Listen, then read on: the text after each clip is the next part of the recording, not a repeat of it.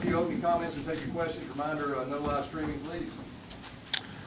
Well, first I'd like to we had a great turnout for the dog walk. It was an incredible atmosphere for recruiting, for our players, for our program to have all those people covered around. I always appreciate that because sometimes you take it for granted. I was proud of the way the players came out and fought. We knew that was a really good defensive football team. They are physical players. They are fast, and they don't miss time. We talked about it a long time ago. I know they take this back. We called them last year at Tennessee, and I just think Coach Satterfield and the staff did a tremendous job. Hats off to our guys. A little adversity game, and they responded well. Nobody panicked. Guys went out and played hard. I thought that our kicking units, and I can't give the credit to the coverage or the special teams, just the specialty players, the kickers. Those guys did a tremendous job. When you think about what Cam did, flipping the field, I thought that was one of the biggest plays in the game when he flipped the field down there. I also thought the same thing about Rod, kicking the ball out of the end zone, making the field goals. They did what they were asked to do, and they were the difference in the first half, creating momentum. So I thought that was really big. I thought Sony's draw play that we busted out after they jumped off sides was a huge momentum change in the game. So we had some undisciplined penalties, a little disappointed in the penalties, but we'll get to work on those. We had some players do some good things. I thought defensively they played really hard, but we have got to get better. We have to get more players that can play winning football, and we're not where we need to be yet in regards to that. I'll open it up for questions. Kirby, did you make an adjustment on the running game in the second half? I know you had like 94 yards at halftime, I think it's 241. You started hitting some bigger I think they just got a little bit more tired because I'll be honest with you, they got a good defensive front. Not a whole lot different than we did because you got to be patient with the run game. All right, it's tough to run the ball at times. I don't care who you are. It's tough to run the ball. And we stayed with it. We were committed to it. We talked about chopping wood, and we said if we chop wood long enough, it'll pay off for the kids. And it did in the second half a little bit. Kirby, the status of Jacob Eason and the job Jake did in Preston to do. Well, first of all, we want to think about Jacob and his family and his parents. And I know them really well, and I know they're concerned. He's got a sprained knee, so right now we don't know the extent past that. We don't know how long. We'll know a lot more tomorrow. But I hate it for Jacob because he had a really good camp. He's worked really hard, but we don't know how long it'll be. Jake Fromm, I thought he did exactly what I thought Jake Fromm would do. There's not been a moment that's too big for Jake Fromm since he's been a little kid. I mean, he's always been that way. He played in our scrimmages just like he played out there. You know, he knows how to manage the game really well, and he got some tempo things going there when we were able to hit some plays, and it gave him a little juice and momentum, and he did what he does best. I thought Jim did a nice job handling the game with Jake in there. You know, that's what you have to do. You have to have a plan for each quarterback, and that kid took reps all week, just like every number 2 quarterback does, and he was prepared to play. And we use that as a teaching example for every guy in the room because we got other guys we put in later in the game as 2s, and they didn't perform to the level they were supposed to. Fromm was ready, and that was a credit to his preparation and coaching staffs.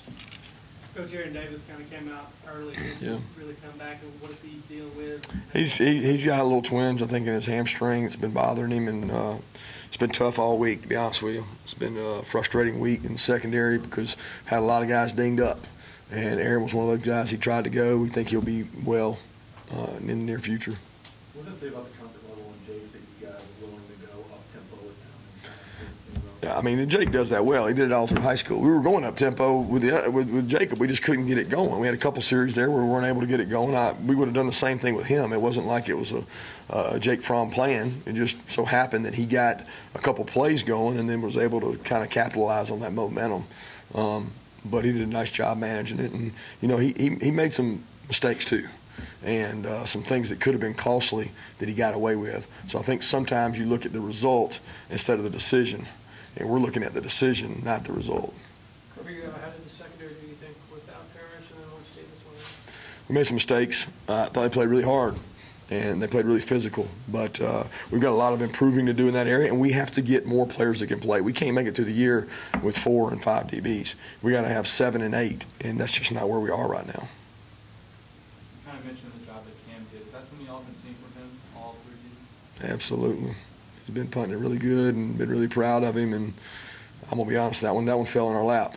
I mean, he just called and said, "I want to come," and didn't know much about him. And I think Shane Beamer did a great job, and he was a weapon today. That's for sure. Now the coverage unit was really good too. Kirby, what ways did Javon Mann use his physicality to become a better receiver? How has he become a better receiver from like last year? Well, yeah, that and his physicality means that he's a big receiver and all that. Well, I think he's got to improve his physicality. I tell him that all the time. His physicality doesn't mean he's going to blocking and smacking somebody. But now, as far as a physical presence, he's hard to cover. I mean, our DBs will tell you he's a big man. He can go up vertically and get the ball. He does a good job of that. But physicality becomes by putting your hat on people, and that's what I'm on him about all the time. But I will say this: I saw him a couple times, and I saw Terry on 2 long runs by Nick get good blocks. I'll tell you another thing: number seven out there on offense, he knows how to block.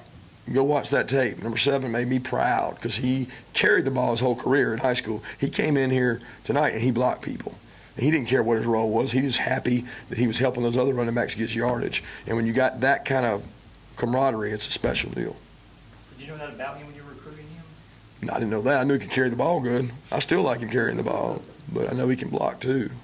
Coach, considering everything Trenton Thompson went through this offseason and kind of come out there and have the game he had, sure it wasn't perfect, but Yeah. I mean, he flashed and did some good things. What, I mean, kind of, how does that, you know, how do you feel about that and how far he's come to be where he is today? Well, I'm proud of Trenton. You know, he's been through a tremendous amount. He's worked really hard. He's got to continue to improve. Trenton is a guy that historically has played better in games than he has in practice, and I want him to become a better practice player and more consistent. But we'll watch the tape. We'll evaluate it. I definitely think he's a hard guy to block when you ask other teams because he's got elite quickness. But I'm proud of Trenton. What's your assessment of Richard LeCount's play tonight? Well, Richard is one of my favorites to coach. He's very passionate, and I get very upset and distraught with Richard at times and probably need to lay off him, but he loves the game. It never bothers him. He plays with great emotion, but he's got to play with a little more discipline, and that's what I call rat trap. I mean, he's had 2 scrimmages where he went rat trap. He went less rat trap today, but we need him to be a solid player that plays with discipline to go where we want to go defensively. We are just kind of going on thin ice on defense right now from a depth standpoint. Did he blow an assignment? You got a little fired up with him in the first half. A couple times. He blew one in warm-ups that I almost lost my mind over, but I guess warm-ups doesn't count. You mentioned being happy with Jim Chaney's call after the injury. I did not say that. Don't say that. And that's not true because you're saying that I wasn't happy before the injury, right? Well, you said you thought Jim did a good job. I thought Jim did a good job the whole night of managing that situation with Fromm. Well, I'm just curious, when the trainers are around Eason on the field, is there ever any thought in your mind you've got 2 senior tailbacks, take a more conservative game plan the rest of the way? Well, I would think that, except for the team we're playing is really good at stopping the run.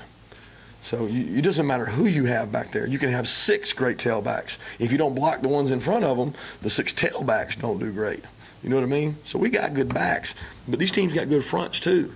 And we're going to get more and more physical up front. We're going to have to wear teams down, and we got to be able to throw the ball, guys. It's the bottom line. And Fromm can do that. Fromm's not afraid to throw it. How about the rhythm of the offensive line? Yeah, we made some changes there, mixed some guys in, and continue to do that until we find the right combination. Those guys do it throughout the week, and it also helps to keep guys fresh. We had a couple guys get tired out there in the inside positions, so we were able to play more guys. We got to improve in that area. No doubt we're going to play better fronts than what we played today. Now, they were good. They were quick. They were different. But we're going to play teams that are as good as those guys. Was there an offensive line unit that you saw that it sort of stood out to you?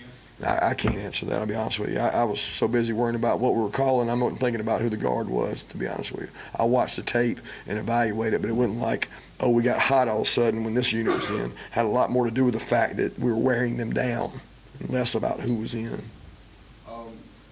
Coach, so I know that you've been able to take a look at everything yet, but in terms of the defensive line, the defensive front 7, I mean, how do you feel like that unit kind of stymied Appalachian State's offense in terms of the front game? I thought they did a good job of that. I mean, to be honest with you, the Appalachian State's offensive line was overmatched.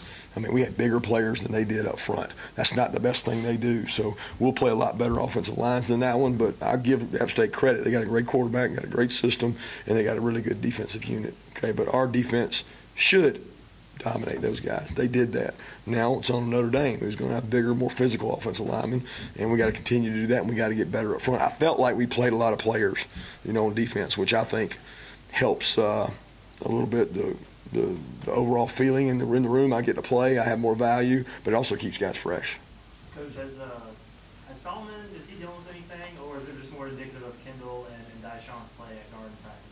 Yeah, Solomon's been dealing with an ankle for a while, and it's been bothering him. It's not been, he hasn't been out of practice. He just hasn't been 100%, and he really struggled to press on that thing this week. And we talked about playing him. He probably could have played, but we didn't know if he'd play his best. And then they got to the point in the game where we didn't feel like it was worth risking injuring it further and get him some recovery and get him rest. But he's been battling an ankle injury that we hope gets well soon.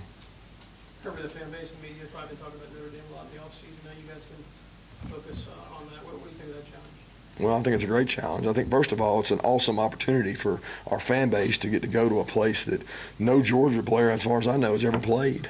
So it's a really cool deal to be able to go play in a game like this, especially in a place like that. So I know our players will be excited. It'll be a great atmosphere. I know the job that Coach Kelly and his staff do, they're tremendous. I'm looking forward to it. I know they got a really good football team. They got a really good program. So I'm glad we finally get to look to it, because I was never looking past App State because I knew what kind of unit they had.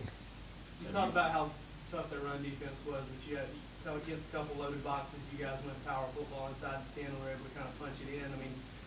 Is that what you want to see? Is that kind of give you guys a little momentum in that area?